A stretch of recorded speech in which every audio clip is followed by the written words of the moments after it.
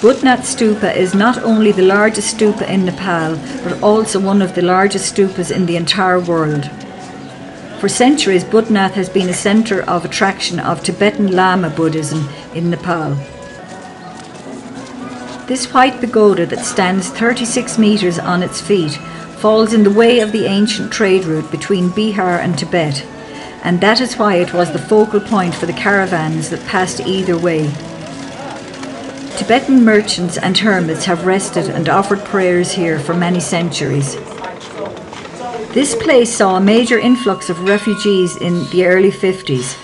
It was the time when China redrew its boundaries and declared Tibet as its integral part. A mass exodus followed, and many of the refugees settled in the area around the Bouddhanath stupa. They established many gompas, and the Little Tibet of Nepal was born. This Little Tibet is still the best place in the valley to observe and study the Tibetan lifestyle.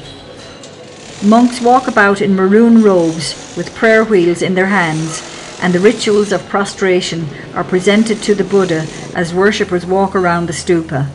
The second and third generations are sadly moving away from the Tibetan culture and are intermingling in the Western world.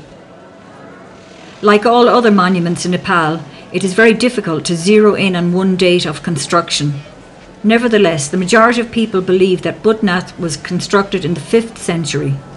The stupa is said to entomb the remains of a Kashyap sage who is venerable both to Buddhists and Hindus. The area around the Bouddhanath stupa is a feast to the eyes, typical to all Tibetan Buddhist sites.